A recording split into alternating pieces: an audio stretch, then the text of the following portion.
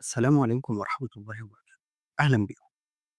دايما كان أول حاجة بعملها بعد تثبيت الويندوز، يمكن حتى قبل ما أثبت تعريفات الجهاز، إني بنزل برنامج سي كلينر.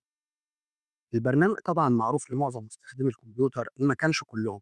أنا كنت بعتمد عليه بصفة أساسية في أي جهاز بستخدمه، لأنه كان بيقوم بتنظيف الهيستوري وحذف المخلفات وحذف البلوت وير أو البرامج المثبتة مسبقا مع الويندوز، بالإضافة لتعديل قائمة البرامج اللي بتعمل مع بدء الويندوز.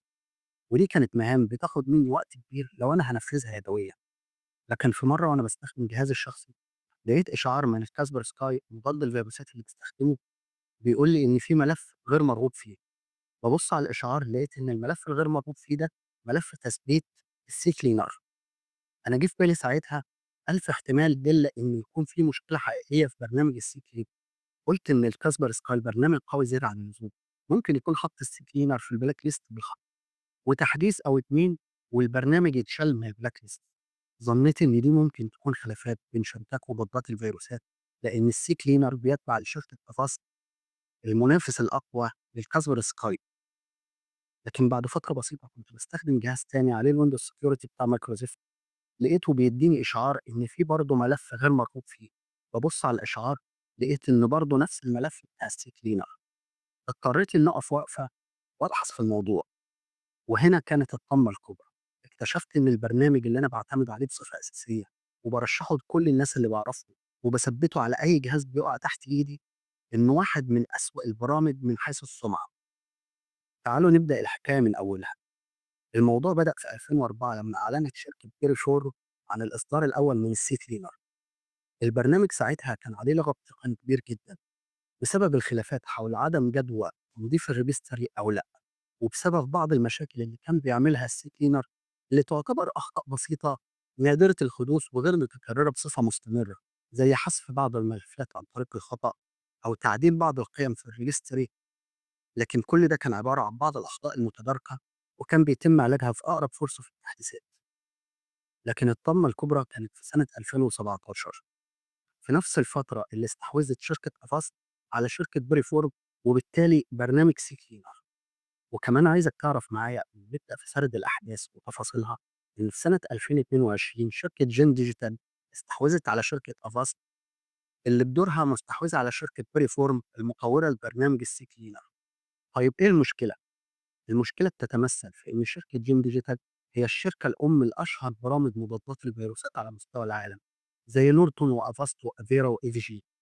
وده هيخليك لما تشوف الأخبار اللي هنتكلم عن نبذة بسيطة عنها في الفيديو، تعرف حجم المشكلة اللي فيها برنامج زي السي كلينر بصفته يقع تحت مظلة شركة من أكبر شركات مضادات الفيروسات في العالم. تعالوا مع بعض نشوف الوجه الآخر للسي كلينر. بداية الانهيار الحقيقية كانت بعد استحواذ شركة افاست على البرنامج بفترة بسيطة، في الربع الأخير من سنة 2017، لما مسؤولين كبار في شركة افاست زي فينس ستيكلر الرئيس التنفيذي للشركة، وأندر جيفيسك مدير التكنولوجيا ونائب الرئيس التنفيذي لأعمال المستهلكين، صرحوا بإن كان في عمليات اختراق اتعرض ليها البرنامج من 3 يوليو، يعني قبل استحواذ شركة افاست على بيري فورد وبالتالي برنامج سي كلينر. المشكلة بتتمثل في إن المخترقين قدروا يوصلوا لقاعدة البيانات الخاصة بالشركة، وقدروا يزرعوا برمجيات خبيثة في النسخة الرسمية اللي تم إصدارها على الموقع الرسمي للبرنامج في 15 أغسطس من نفس السنة. وده معناه إنك لو حملت البرنامج من أكتر مكان موثوق ممكن تحمله منه، وهو الموقع الرسمي بتاعه، فأنت حملت برنامج مقرصن وهيعرضك للاختراق. والأسوأ من كده إنك لو مثبت البرنامج على جهازك، لما يتم تحديث البرنامج هيتحدث برضه للنسخة المقرصنة، وبرضه طبعا يتم اختراقها. وده حصل لأكثر من 2.2 مليون جهاز. والنوعية دي من الاختراق اسمها هجوم سلاسل التوريد، لأن المخترقين فيها بيقدروا يوصلوا لجميع الخطوات اللي بيتم فيها نقل البرنامج من المطورين للمستخدمين.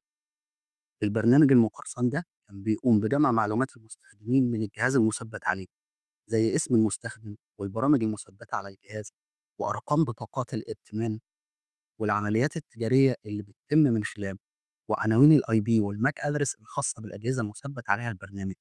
والاختراق ده تجاوز البيانات الشخصية للمستخدمين العاديين ووصل شركات كبيرة في مجال التكنولوجيا زي جوجل ومايكروسوفت وسيسكو وانتل وسامسونج، سوني، اتش تي سي، لينكس، دي لينك، في ام وير. يعني شركات من اكبر شركات التكنولوجيا في العالم.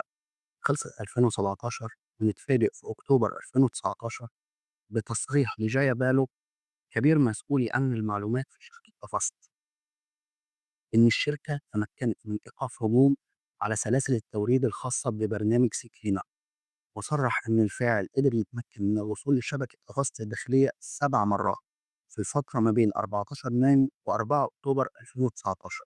لكن الشركة كانت على علم بالاختراقات دي وما وقفتش ملفات التعريف الخاصة بالمخترق علشان تقدر تتتبع الفاعل.